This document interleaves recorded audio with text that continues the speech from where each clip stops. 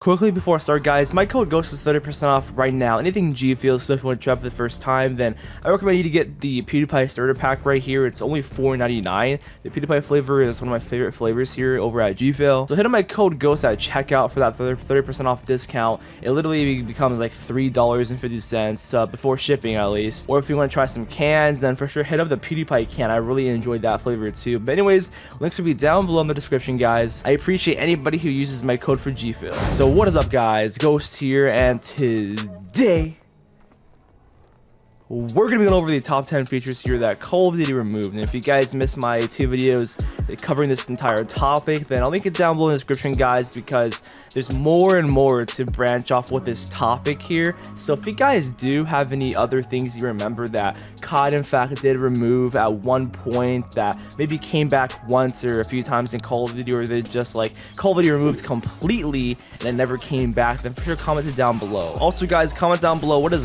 one thing that you really want back from Call of Duty that they removed or you haven't seen in a long time. I'm curious about that as well. So yeah, I hope you guys all enjoy this video here, and if you do, then consider dropping a like rating on the video. That would help out a lot. And if you are brand new here, then consider subscribing for more content like this here. That would mean a lot to me. But if you don't, you're simply watching to watch, I really genuinely appreciate the support from all you guys. And lastly, of course, follow my social medias all down below in the description. But guys, let's just go ahead and get right to it, going over the top 10 features that Call of Duty removed. The first thing starting off on our list here is what changed Call of Duty after Ghosts, and that was Advanced Warfare with the entire jetpack / advanced movement here. So after Advanced Warfare, the jetpack era of COD would last for basically 3 years, from November 2014 starting with Advanced Warfare, ending in basically November 2017 with Infinite Warfare, because during November 2017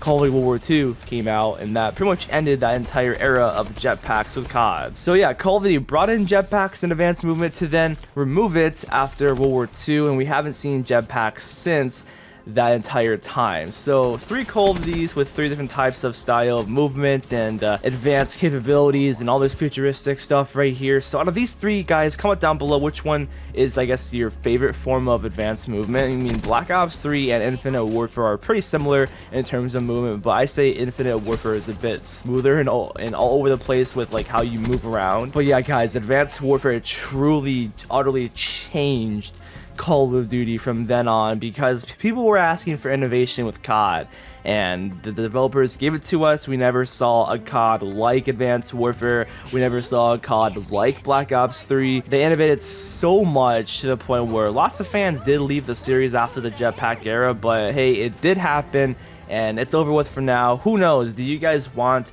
jetpacks and advanced movement to come back with COD? So next up, guys, we have the tactical insertion as a selectable equipment in your class setup. So that's the key word I can't stress enough. A selectable equipment that you could have in your class setup that you could use any single time you'd want, because I know that it came back into Modern Warfare this year.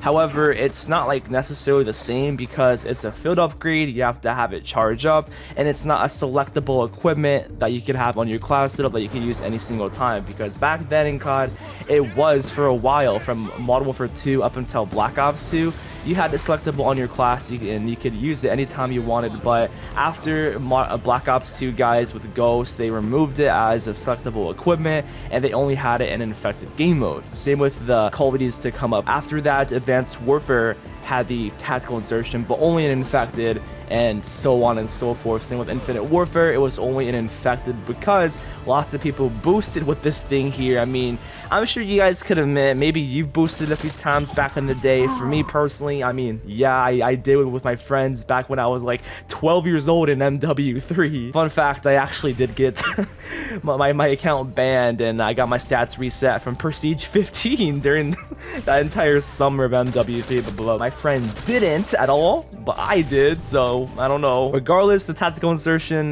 was kind of fun, man. Aside from that boosting, it was actually very useful to just like spawn and surprise the enemy to get payback, or just to like use this as something that pushes the spawns or helps the enemy team and with callouts and whatnot. So yeah, they removed the tactical insertion pretty much. Next up, guys, we have one of the most iconic and staple things with COD, and that's Prestiging here. This gameplay, by the way, is from the Korean Savage here. I wanted to show off some gameplay of what happens when you Prestige in this Call of Duty, and this is what happens here, guys. You literally have this big icon over your head hovering, signifying that you Prestige, and you have those two planes just fly over the map right there.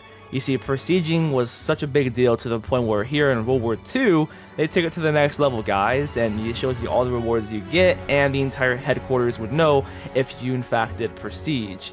You see, guys, Prestiging is literally a staple in Call of Duty. It's been a staple since 2007 for over a decade, but for whatever reason, Modern Warfare just decided to remove it, and I don't know, just Infinity Ward thought that this would be a whole better idea than the classic Prestiging that we've had for over a decade that we all know and love with Call of Duty. You see, my philosophy sometimes is the fact that, like, dude, don't remove things or don't try to fix up things if it's not broken, you know? If it's something that is not in need of desperate change, then, you know, don't fix it or don't try to, like, innovate to try to make it better, because Prestiging is something that we expect to see, you know, in every Call of Duty, especially with those icons. You know, there's some classic Prestige icons that when we see them, we have that nostalgia just be brought back from when we were that Prestige, you know? We see those classic icons thinking, damn, just those good memories that I had in Black Ops 2, those good memories that I had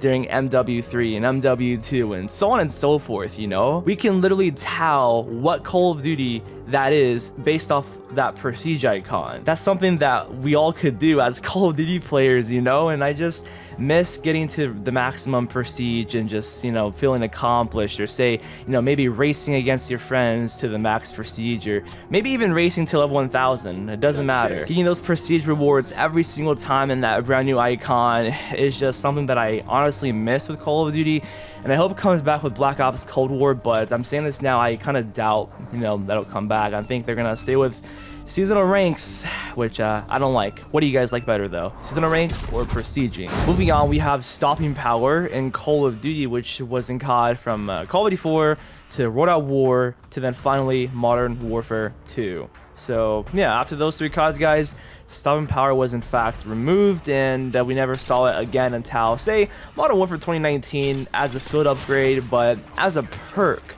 as a selectable perk in Call of Duty that you can put in your class setup. No, we've never seen this at all ever again for for another decade, which is insane, dude. Stopping power would hella increase your damage on weapons, especially on burst weapon, as you've been seeing here on the M16 and the FAMAS. It's crazy insane how it turns your, say, 3-round burst rifles to a simple 2-round burst kill, which is crazy. Stopping power pretty much reduced the shots to kill by 1, so if your gun took a normal 3 shots to kill, it would now take 2. That's why burst weapons are OP as hell. Or if your gun took normally 4 shots to kill, it would take now 3 shots to kill.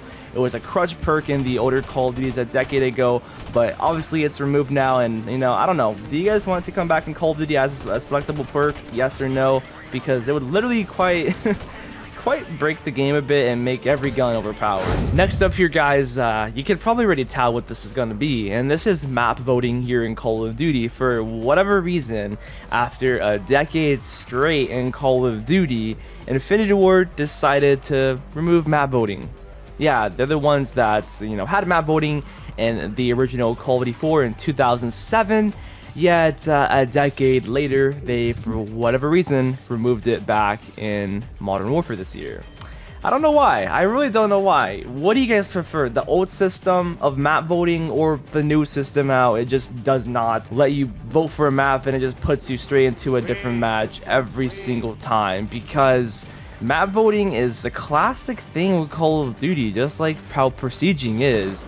You simply wait in the pregame lobby to vote for whatever map you vote for, and we all know that there's some trash maps and, you know, specific CODs, right, that we always avoid. And if there's, say, a bad map against maybe, say, Nuketown or Raid or something, we always vote that better map other than that bad map that it's up against, and that good map always wins. Or sometimes you troll and you vote the trash map over the better map, and it's funny, dude. Like, it's such a simple little thing that we wouldn't expect to get removed from COD, and I just wish I wouldn't have this on this list, but I have to because they removed it from COD. But as it looks right now, it looks like it's back in Black Ops Cold War, which thank the Lord. Thank you so much. Thank you so much, you COD gods. Next up here, we have old school free-for-all, which it says no classes, weapons or pickups, health increase, no health regen, and jumps are higher. So this was, from my knowledge here, only in Call of Duty 4, and it did obviously come back in Modern Warfare Remastered, but as it sits right now, it's a super dead game mode. So as you see, as the description said, you have perks as drops and weapons as drops here that you would go around and pick up, and it was a very interesting mode here. I think the purpose of this mode, which you can correct me if I'm wrong here, was to, I think, compete with Halo back in the day. That's what I've always heard from other people. I mean, obviously, I didn't play the original COD 4 during 2007, so I have no say during that period of gaming, but just from what I've heard from other content creators and other players that was, you know, playing games back in the day in 2007, this was supposed to compete with Halo, which for a lot of you guys, you maybe be surprised, but I've actually never played Halo. I've always been on PlayStation, since the PS1, since I was literally like 4 or 5 years old. So yeah, with that extra added health and the extra jump, it's very different. It's not what Call of Duty usually has, and we never saw it again. They removed it soon after. Very similar to Stopping Power, of course, the exact opposite kind of is Juggernaut. They removed the Juggernaut from Call of Duty, which it was only in COD 4 and World at War. It actually did not come back into MW2. It was only Stopping Power that came back to MW2, which I really wonder how that game would have been if they did in fact bring Juggernaut. So as you're seeing, they removed the crutch perk in MW2, which was Jug. They tried to, you know, alleviate and balance the CODs a little bit, starting with MW2. However, the MW2 was still kind of broken with Stopping Power and much more, obviously. But the thing is, after MW2 came Black Ops, and Black Ops 1 finally removed both of them. The Black Ops 1 had no thing reminiscing Stopping Power or Juggernaut, so MW2 was the very last Call of Duty to have Stopping Power as a selectable perk in your class setups. As for Juggernaut, it was World at War in 2008, so it's been over a decade since we've seen a Juggernaut type perk that's selectable for your class setup. Very opposite to Stopping Power. It would basically take one more shot to kill for most weapons. So if your gun took, you know, 3 shots to kill by default, it would take now 4, and so on and so forth. So yeah, again guys, do you want Juggernaut back in COD as a perk? And same with Stopping Power. For me, I don't think it should ever come back. It would ruin the balance of the COD in my opinion. Sticking with World at War still, we have the squad feature here, which you can pause your game, right? And then you have the create/join squad option right there, in which I didn't know what this did at all. So I took it to Twitter, which I asked a month ago, saying what are some features that were removed in COD that you want back? And Nero Cinema says prestige system and squads from World at War.